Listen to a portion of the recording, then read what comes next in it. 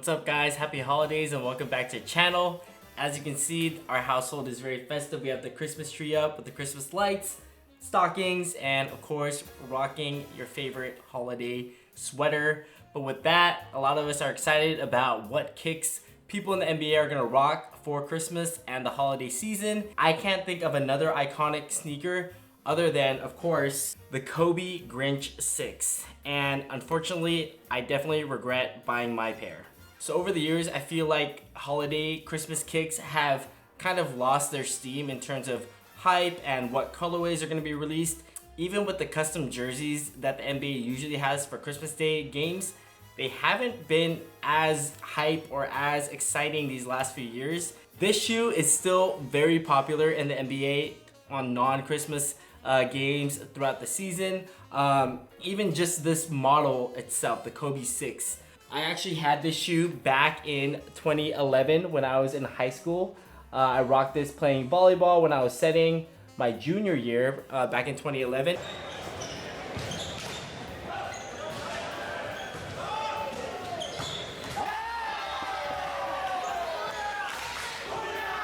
And since then, and even until now, this is still my favorite shoe of all time. Unfortunately, I only had one pair. This is my only pair other than this pair. And I can't really wear it because the traction is pretty much gone. But other than that, it's still in pretty good condition. Of course, there's a lot of wear and tear. Still, my favorite shoe of all time.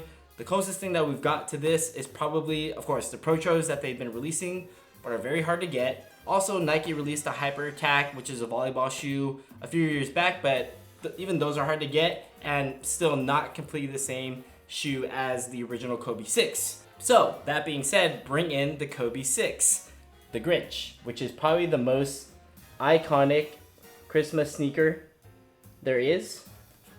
I did say I regret buying my pair, but these are not real. Yes, I bought reps back in April of this year, 2022, and the main reason why I was like, okay, I'm gonna give reps a shot is because there's a Reddit thread and a lot of people were saying that Morant wears fake Kobe's. And I was like, no way, Morant cannot wear fake Kobe's. But if you go down the Reddit rabbit hole, there are a lot of people pointing out certain like colorways and why they're not the actual retail pair with different models on the Kobe line, not just the 6, but I think also the 5s and a bunch of other shoes that Ja was wearing. And that just goes to show like how hard it is to get real Kobe's that even Morant, who at this point is pretty much a superstar and for the running for MVP, can't even rock real Kobe's. So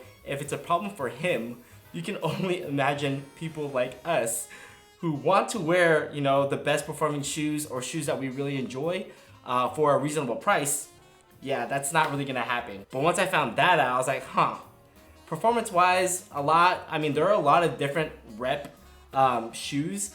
There's like WKB, Kick Who, and the list goes on. I think these are WKB.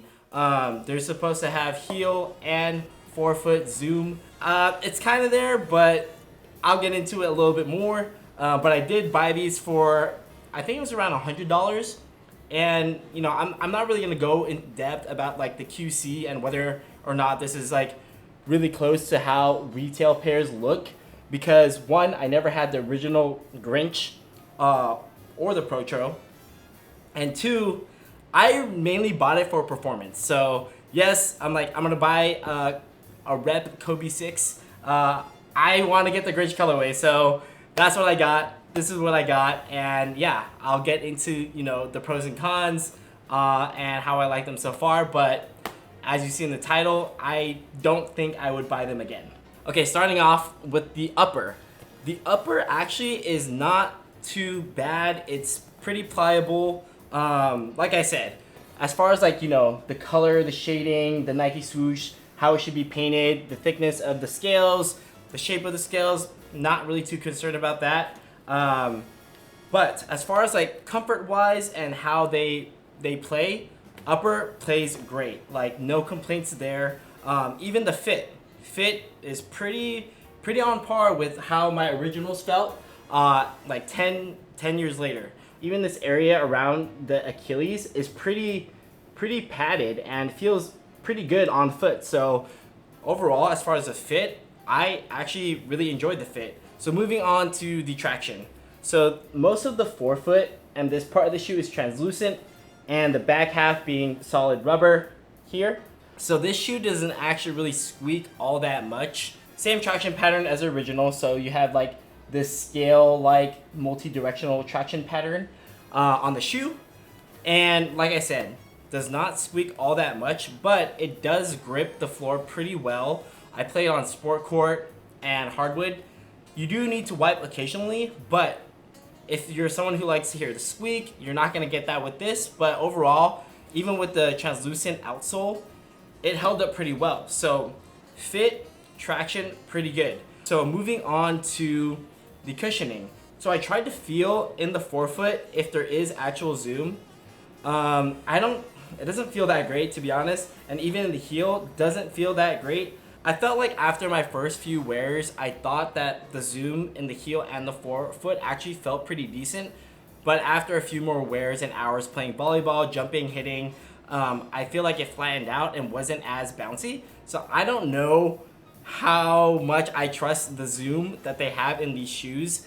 Another reason why I was kind of okay with getting reps is because most of these shoes are made in China anyway, so I felt like access to the technologies, whether that's the upper, the zoom in the heel and the forefoot, I feel like it would be pretty on par with the actual retail model. So as far as the zoom goes, I'm pretty disappointed with what I got in my rep pair, but for the midsole cushioning, it actually feels pretty nice, a good balance between comfort and court feel. So I'm actually pretty happy with the cushioning that they provided in the midsole. So other than the zoom, the cushioning is also not bad. So one of the main reasons why I regret buying this pair of shoes is from a durability perspective.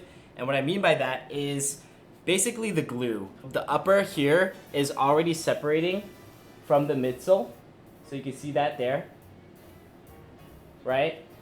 And then underneath that, the midsole is actually separating from the outsole at the same exact spot. So I don't feel comfortable wearing these shoes because one, the outsole is getting separated from the midsole, and two, the midsole is getting separated from the upper. And if you're making lateral cuts, quick agile movements, jumping, I don't feel comfortable doing that in a shoe that is probably falling apart and just not made very well. So I stopped wearing these shoes once I noticed that the upper was separating from the midsole and that the midsole was separating from the outsole. And after that, it's kind of like, yeah, I'm not wearing these anymore, just from a safety perspective, right? But before that, I was like, you know what? These aren't bad. They're kind of similar to the OGs, these right here. And then the zoom didn't feel as good, and the durability was very questionable. I don't doubt that there are very good reps out there, but I just don't think I could see myself buying them again if I get this experience again.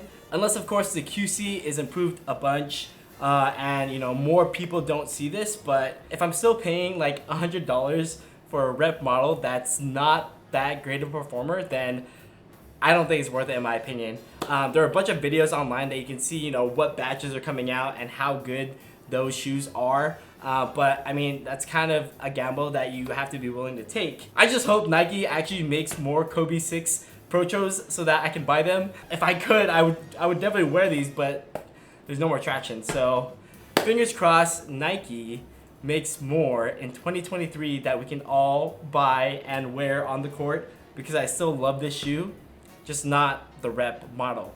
But even with that being said, at least we live in an age where there's so many good sneakers coming out from different brands, which makes it that much better for the consumers. And I'm actually pretty excited because Morant is getting his signature sneaker next year. And if he likes playing in Kobe's, I hope there are a lot of similarities between his signature shoe and Kobe's. So that's something to look forward to. Alright, I think that's going to do it for this video. Hopefully that was entertaining and helpful for you. If you ever thought about buying a rep sneaker, my word of advice is think again and definitely do your own research. But if it works for you, it works for you. They just didn't really work for me this time because of the durability thing, and I just didn't feel comfortable playing in the shoe. And ultimately, that matters a lot. Alright, well thanks for watching. If you liked the video, don't forget to subscribe. Happy holidays, and I will see you in the next one.